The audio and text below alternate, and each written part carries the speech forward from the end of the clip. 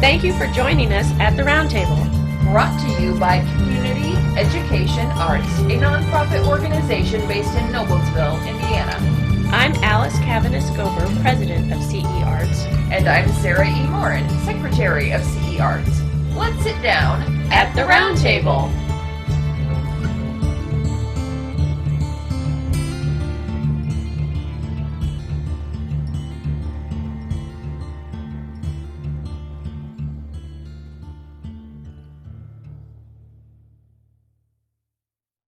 All right, today I'm so excited. We're talking to an author today. You guys know how much I love authors. So Gail, introduce yourself to our audience. Well, hello everybody. I'm so excited to be here. Thank you so much, Alice. I am Gail Mehlan. I live in a suburb north of Noblesville in Cicero, and I'm relatively new still. I feel like I'm still a newbie to Indiana. I moved here in 2014, which is already 7 years ago. Yeah. The Chicago Time flies, right? And I'm retired. I'm a retired bilingual ESL teacher. And I have always enjoyed writing. I've always been a journal writer. And I really started thinking about writing. One of the first times I thought about it was when I was a teacher, and one of my students said to me, "Mrs. Mehlan, how come there's no stories about messed up kids?" Oh, families. Yeah. And I have been going through a very difficult situation with my son, and at the time, and I thought to myself, I didn't say anything to the student. I said, well, my family's somewhat messed up too. I didn't really tell him the whole story, but I said, you know, if you love your family and there's love in the family, things will work out the way they need to. And we kind of left it at that, but I remember writing in my journal, maybe I do need to write a story about a family that has a child with addiction problems, and that's exactly what I'm working on right now. Yeah.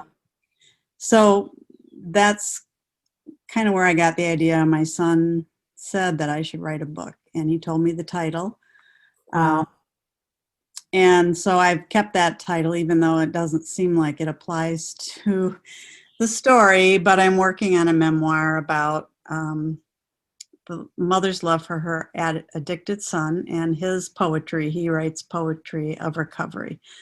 So I'm excited to be getting started with finishing up that project. A lot of it is done. You and I have talked a little bit about that privately, but for our audience, I would like to stress a couple of things. Number one, this has been a journey for you. This is a 20-some year experience for you and your son. And I know you've had your ups and downs, both of you. And one of the things that I love about what you're doing is that you are kind of putting out there the perspective, both your perspectives and your journey on a topic. A topic of living with addiction is not something that, you know, we talk about a lot in our culture. And so, you know, to share a story like this with you know, publicly, for your son to do that, for you to do that, and like you said, you know, families have problems. Every family has problems. It may not be heroin addiction. It may be alcoholism. It may be gambling addiction. But addiction is so pervasive in our culture and in the human condition. It's on a spectrum from 0 to 10,000 million, you know. And so, you know, I think people will relate to this and understand it and really be comforted and helped by it. So first of all, thank you for being willing to write this story and pass that on to your son too. I think it's wonderful that he is willing to put down his story in poetry and to let you use that in the book I mean, you guys are collaborating in a way with this publication. Yeah, and I think the collaboration has been a a transformational process for both of us. Collaboration of any kind usually is, right? But this was probably brought things into your writing process that, maybe weren't there before this project, in terms of the collaboration and how that affects how you do it. Because you said you journaled, so I get the impression that you were journaling for a long time in your life. So you've always been a writer of some sort, it sounds like. I mean, I just never thought of writing as being my destiny. So right. but Well, but it is, because look what's happening. It is your destiny. You are a writer. And I know I should tell the audience, Gail has been one of our, we've published Gail's work in the Polk Street Review before, and we love Gail's writing. I mean, your memoirs are just wonderful. There's always something in them that grabs you and takes you into that experience, into that moment that you can relate to, that you really feel the presence of the experience. And so I know personally that you're a really good writer. I think of you as a writer. I don't think of you as an ESL teacher. Retired ESL teacher. But hey, all of us artists have had to have day jobs at some point in our lives, right? right. And I think my inspiration sometimes comes from the fact that I do go about looking at what I can learn from any situation Yeah. myself. Yeah. And that isn't that a key of a good teacher, someone who's always willing to learn, right? Yeah, I had a little sign on the door of my classroom that says, "What did I come here to teach? What did I come here to learn?" Exactly. That's such a great that I mean, gosh, wouldn't it be great if everybody in the world had that as their life outlook, but okay, so we're talking about your journey a little bit, and let's backtrack a little bit. So, you said you lived in Chicago. Are you from Chicago? Where did you live? Where did you grow up? And how do you feel like those places and your experience in those places, how has that affected your journey as a writer, whether it's from the journaling to the blogging to now working on a publication? What do you think about Well, place? I'm really totally a Midwestern white girl that grew up in the suburbs of a big city. Yeah. I I was raised by a loving family. I have three siblings. We grew up in a brand new suburb that had really no streets in some of the areas. They were just building the houses. So Wow. a lot like some of parts of Noblesville. Sure. Really very, nice, safe community to grow up in. And my parents were pioneers in that area because it had been small towns. And I grew up in the 70s, or really the 60s. Mhm. Probably. I graduated from high school in 1970, so that shows how old I am. I'm getting, and the whole idea of family. I had a very strong, kind of a lot of expectations Mhm. for things to be a certain way. My Yeah. family, my getting married, having kids, being a teacher. Yeah. I wasn't really looking to be an artist, but I really have always had this connection to the spiritual. And I think a lot of my journey and my writing has been kind of an outpouring of my spiritual growth and my spiritual connection to God and the way I saw the world, and how some of the things I had to deal with kind of shocked me because Yeah. I didn't expect that. They weren't in that life plan that was so kind of formulated. The Yeah. kind of personality that wanted success. I wanted, Hmm. loving family. I wanted my children to have all the experiences and things that they could, and I provided that. And my husband was a hard worker, and we did okay. But I used to think of drug addicts and criminals as coming from the city, Sure. and I didn't expect it to happen in my Midwestern Right. class family. And that's been part of my journey too, is acceptance. Hmm. of what we are and how we can love and grow in our perfectly imperfect families. Perfectly imperfect families. And the thing is that, it doesn't, things like addiction doesn't care. It's like COVID-19. It doesn't care who you are. It doesn't care where you came from, and it doesn't care what your family's like. And if you have that propensity for addiction because of the chemical imbalances or whatever has caused, addictive personality behaviors, and that, science is leaning more and more towards all that kind of stuff being, out of people's control. It's not their choice, Um, And uh, that whole idea of being out of control, mhm, because I think I was raised in, I thought that I had a little bit of control over mhm, yeah. I have zero. Yeah, I'm and that's hard to accept, right? I mean, because we're raised thinking that our lives are our own. We are in control of our existence and our worlds and everything. And then something like addiction comes crashing in like a wrecking ball. And, same thing as like we talked earlier, mhm. Alice, about cancer Yeah, or exactly. mental health Hmm. issues or anything that can be has been in the past associated as a shameful Yeah. thing to have touch your It family. is And very, yeah, it's very hard for people, young people today, especially, to understand that it wasn't that long ago that cancer was seen as something so shameful and so scary and so awful that people didn't admit, families didn't talk about if someone in their family had cancer. It was like an embarrassment. That's not true anymore. We look at homosexuality, and it wasn't that long ago that it was considered a deviant behavior by in psychological standards.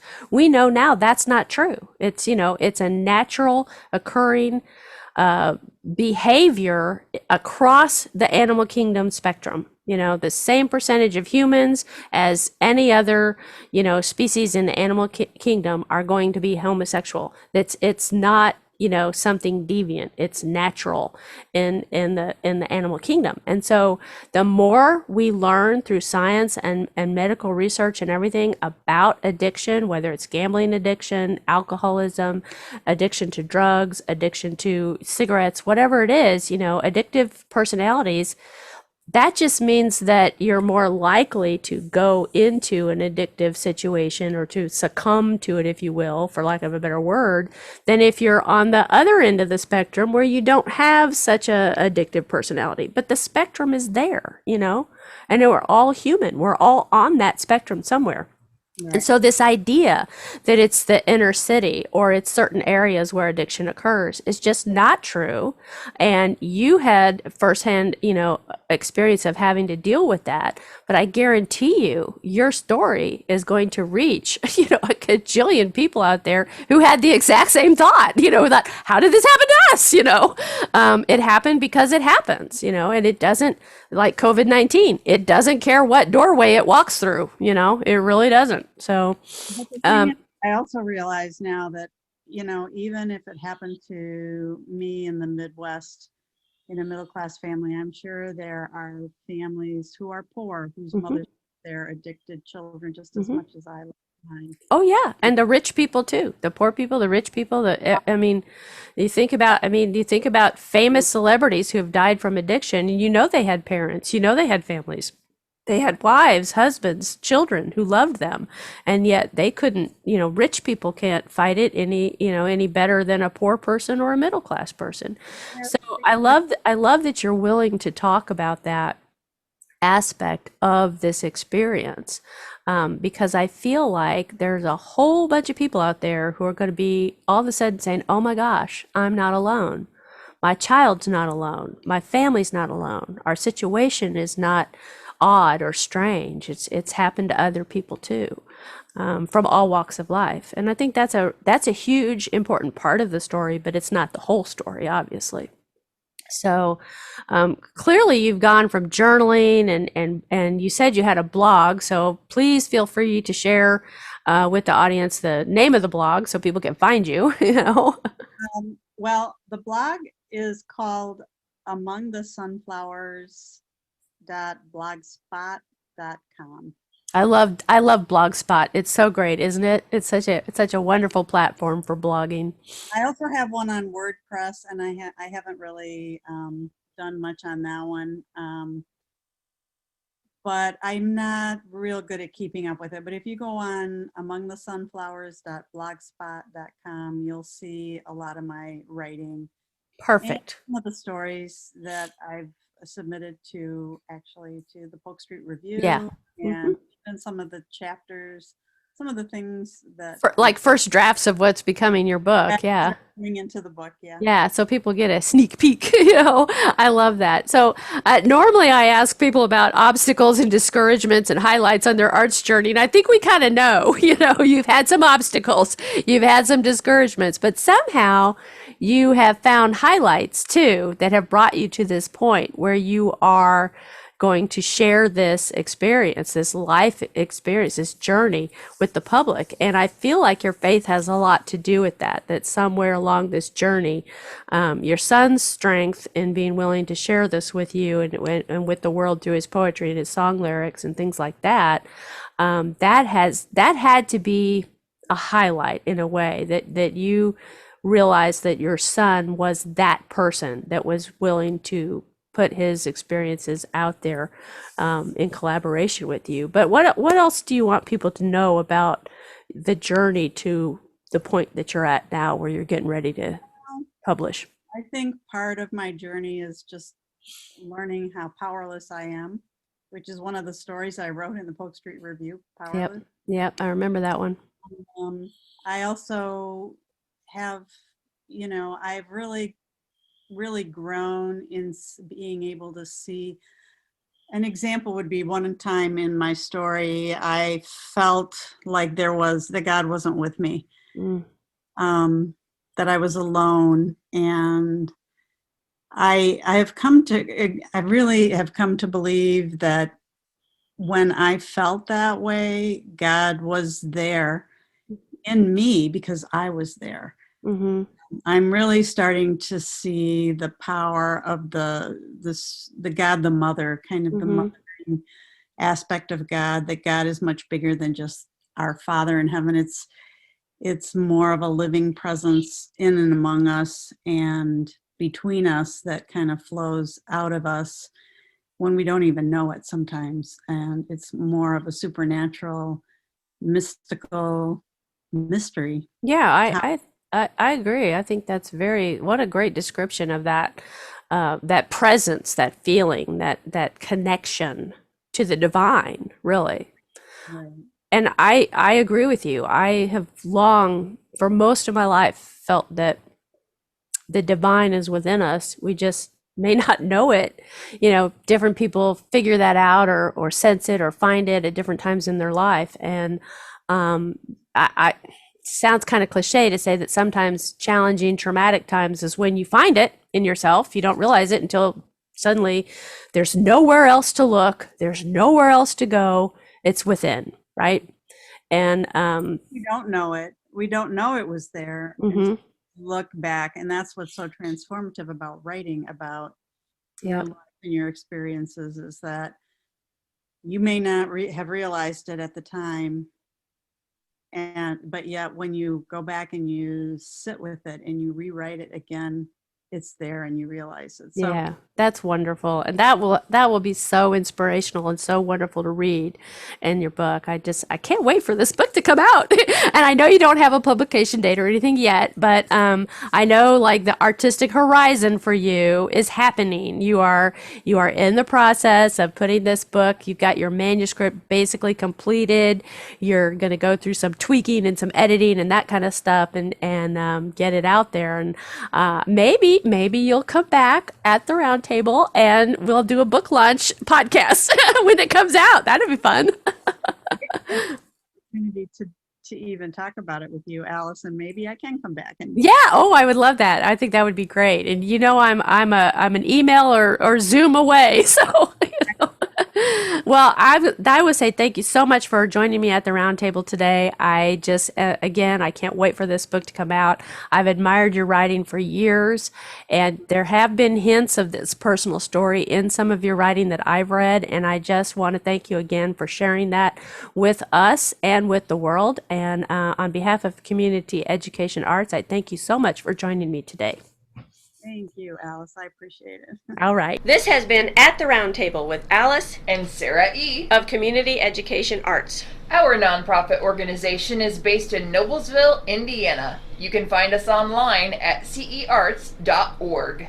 We'd like to thank James Weston for writing our intro music and for his technical savvy. Join us next time At the Round Table.